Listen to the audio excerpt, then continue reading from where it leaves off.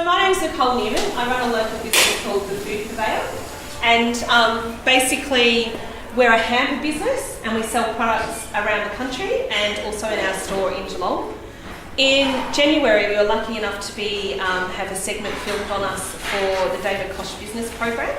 So there's a little video that I'm going to give you to watch, and then that way it'll help you understand the business and what we've been doing. This segment brought to you by NAB, helping Australian business see more, not less. Hi, my name is Nicole Newman. Welcome to my business, The Food Purveyor in Geelong. So The Food Purveyor is a company that sells hampers, but those hampers are unique in the fact that they only have Australian-made produce in them. And we sell it online in gift hampers in storefront and to corporates and also nationally through Target around Australia. Initially I took a redundancy package and wasn't sure what I was going to do, but I always wanted to stay in the food industry and that's always been my passion. And decided there was a bit of a gap in the market with people selling Australian produce. So we started off with 8 suppliers. And they were just really people that we knew had great products that were selling them in the region.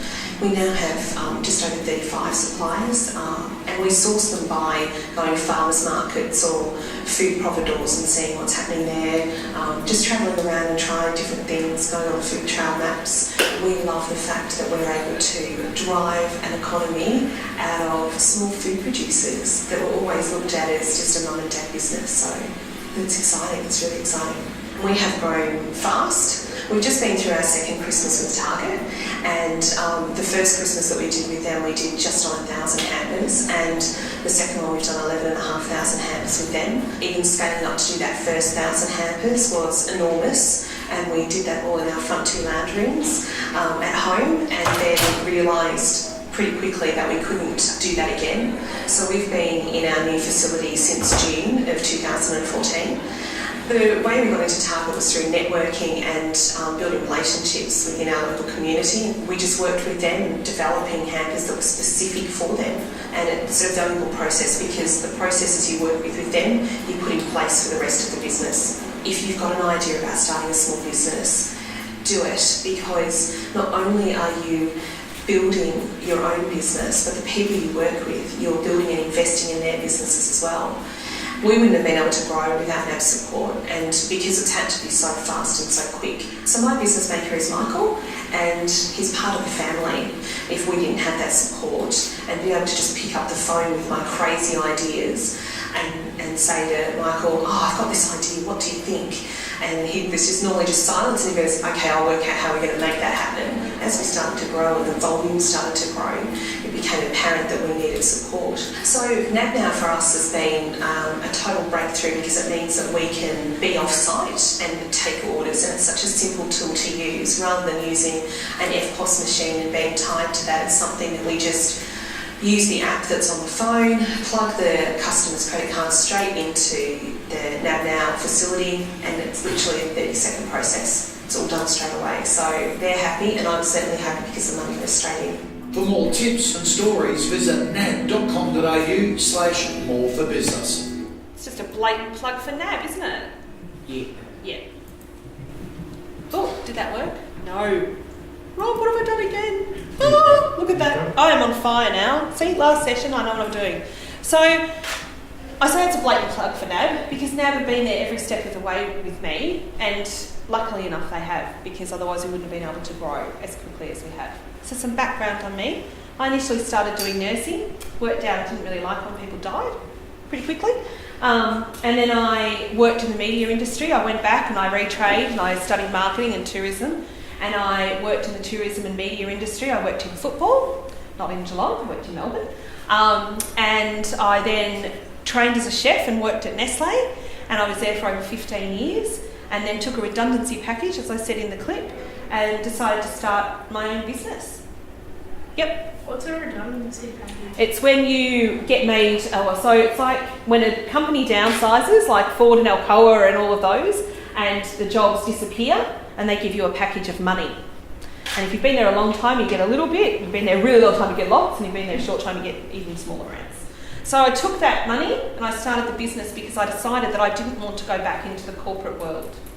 And the reasons for that is because I always thought that I didn't quite fit in. I never fit in at school. I always had ideas that were different to what other people were thinking.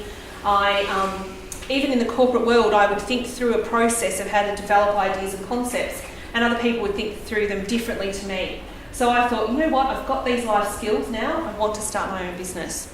So we started off 2.5 years ago at home, obviously, until my kids couldn't see the TV anymore and I got kicked out. I was asked to leave home.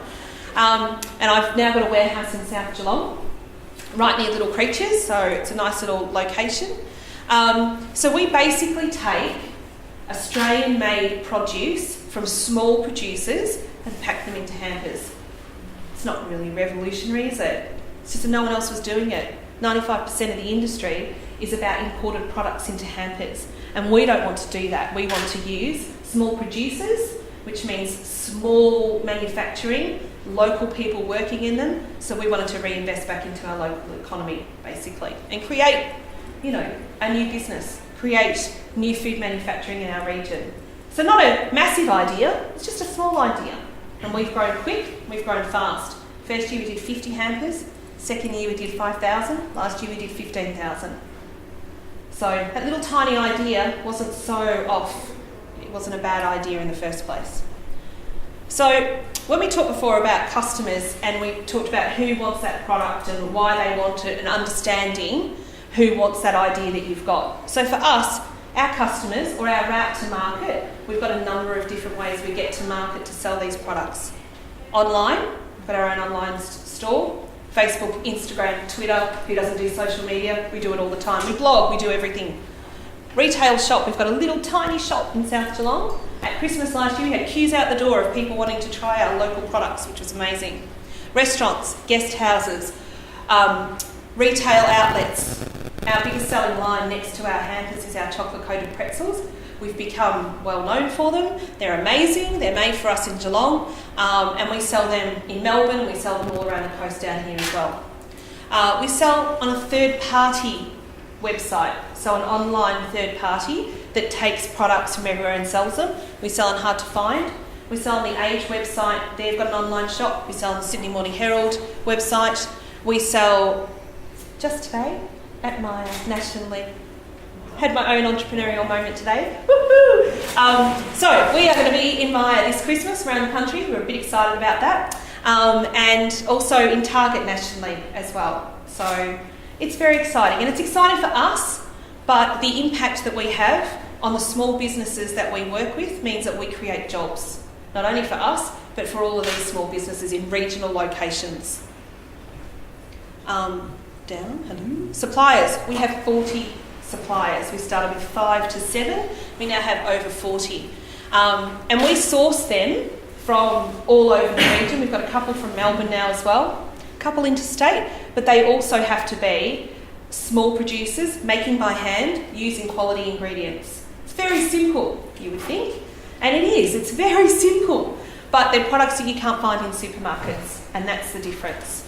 So we have mueslis, we have eggs. So if people want eggs from us, we should talk. And we do chocolates, we do pancake mixes, we do wine, we do beer, we do cider, not for you lot.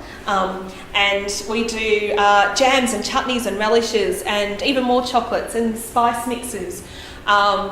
Gorgeous wines from Lura Park and Jack Rabbit and beautiful beers from Southern Bay Brewing. This is all local. When I say to someone, oh, we get beer from Southern Bay Brewing, they go, where's that? Well, they've been making beer at Moolap for 25 years. Most people go, never knew, no idea. And you probably won't find most of their beers in this region. It's fascinating. I don't know why, but most of these products you won't find. I don't know why we do it, but we don't support local. Support local. I'm telling you now, support local.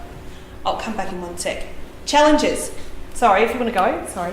Do you sell the product around Australia? We do, yep. So online, we ship everywhere. We ship overseas as well. So the products that say Freckleberry, who's a chocolate company here, mostly employs a lot of single mums, people that have been unemployed coming back into the industry, lots of part-time ladies, a couple of guys. Their products now we ship everywhere and we take them overseas as well, with orders. Yeah, it's great. Loyalty is our biggest issue for challenges. because those suppliers can go anywhere, right? How do we maintain that loyalty? How do we get them to work just with us? I'll just finish this one thing. What we do is we work with them on their costings, we work with them on their marketing plans, we work with them on their product development. So we create and invest back in their business, not by just buying product, but by also supporting their growth options as well. Yeah, sorry. Sorry. Are you sure? Yeah, I thought you were going to ask a question, so I had my hand. Okay, cool. Growth. Challenges of growth. If we grow too quick, we're not set up for it. And if we grow too slow, we don't make any money. So it's that growth, understanding how to grow, when to grow, and how much to grow as well, and understanding our limitations. Our intellectual property is a challenge always, because like loyalty, creating that loyalty, you can't tell people to only sell to you because that's, breach of the age of receipt anyway. You have to maintain your intellectual property. You can't own a category, so you can't own the pillow, the beanbag category, right? So you can come up with a beanbag, but you can't protect and own the beanbag category. If it's different, you can own the differences in the beanbag category, but you can't own the category. Does that make sense? But that's for another discussion. We'll get the lawyers in for that one. Innovation is a challenge and a growth platform for us. So it's a challenge because if we don't innovate, then other people will have those ideas, and we need to be first to market always. Yep. Oh, no, you were just flicking your hair, sorry. Future. We have a new website that we're working on. It's for agribusiness funds. So basically we're trying to launch a website about paddock to plate. So that's a future driver for us, which basically means the farmer selling direct to the restaurant rather than through third parties. Export. We will take over the world. We will get Australian-made ours and products all around this world. We've got interest from the UK and we've got interest from China and Hong Kong. So we're working on that. New retailers. I thought David Jones. We've got Maya now. David Jones? Yeah, why not? I just start at the top. How did I get into Maya? Started from the bottom. I emailed the CEO. Just start at the top and work your way down from there. Innovation. Ideas. Innovation is ideas. Don't be afraid to have an idea. Might be crazy, might seem crazy to you. Like I said when I ring my banker, I've got an idea. Sometimes they're rubbish, and other times they are amazing, and they just work really, really well. Questions? Gotta have questions. Come on, the other groups have questions. How long does it take to get the hamper? If you order a hamper from me tonight, we'll deliver it for you tomorrow. If you order by 10 a.m, we'll have it to Melbourne or all down the coast around here by that afternoon. If it needs to go into state, the next between 2 to 3 days. Yeah. How did you start getting people to start selling their products through you? Through us? Yep. My charm, obviously, no. Just really talking to them and negotiating with them about products and why we were trying to do what we were doing. And initially, it was really just them having faith in me, and now I have to have the faith back in them, because to go to someone and say, okay, so take the barbecue sauce, I'm very short, so take the barbecue sauce. If Greg, who owns that business, is an ex-chef who makes his product in Highton, from beautiful quality ingredients, if I go to him and say, Greg, I need 100 of those, that's more than he'll sell at a farmer's market on a weekend. So he'll probably sell 20, 30 at a farmer's market, but through me, I'll place an order of 100. When I'm working with the likes of Target and Maya, I'm going to order 10,000. How does he deal with that? So it becomes me having the faith back in them and working with them to try and come up with more ideas and help them grow their business at the same time. Yeah. Yeah. How long has your business been going for? 2.5 years. It's not long, is it? No. Yeah, that's why I'm so tired. Yeah. And it's, an insight is that I don't just sit in an office and go, you do that work, and can you go over there and can you do that, and just you stand on your crutches and you pack that. I don't do that. I pack the hampers, I'll deliver them, I'll source the products. I work in every aspect. Everyone does everything. Take the orders, everyone takes an order, everyone has to know the products. If a new product comes on, everyone has to try it. And if one person doesn't like it, we don't bring the product in. Because say if you didn't like it and then someone came into the store and wanted to buy it, you'd go, yeah, it's okay. So you have to love it as much as I do. Yep. Have you ever had any copyright laws in your idea? Yep, we are trademarked. We have intellectual property as well. So our logo is trademarked. You can sort of see up there. And on there, the food purveyor. The food purveyor terminology has been used now for 2.5 years, so that's also been cleared, tick, as well as the logo. And there are lots of other little intricate things that you can do. It never hurts to have a lawyer on your side when someone tries to copy you, and you can't really argue a beanbag, but you can send them a letter. And a letter is amazing what it does to people. It's a bit exciting sometimes, it's a bit cloak and dagger, a TV showish. So it gets me exciting. I've been talking to my lawyer and they're a little bit disappointed that you've gone and done that. Oh, okay. And it's amazing how people change things. Yeah. Any other questions?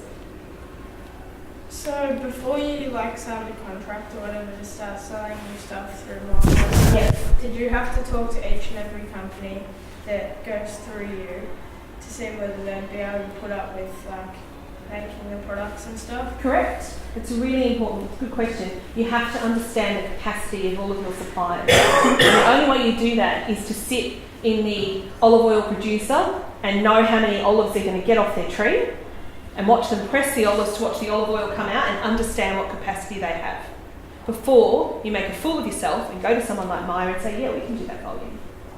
So you have to understand and work with all of your suppliers and understand what their capacity is. So you can have an idea, but if you don't have the support underneath, the idea will never, ever work. Don't get me wrong, there have been some crazy ideas that I've come up with, but you have to do that to know when the good ones are there. Yeah, so I have to work with them. And you have to work with Maya. Maya, any of the big retailers, you've got to negotiate with them on a range of different things: supply, margins, marketing, what it's going to look like, how it's going to happen. And it's cost me thousands and thousands of dollars to get to the yes. So that's a cost that I've had to wear to get to that yes today.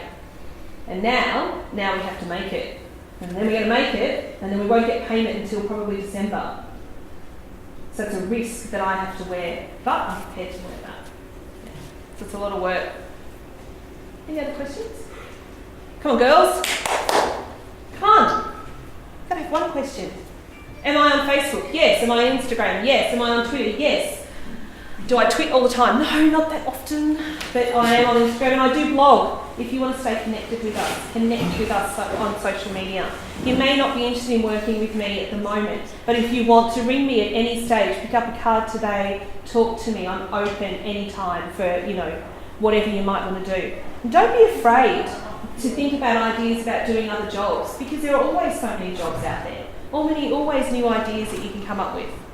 Just because the job that you start with may not be the one you end with. I think that's it. Look at that! On time.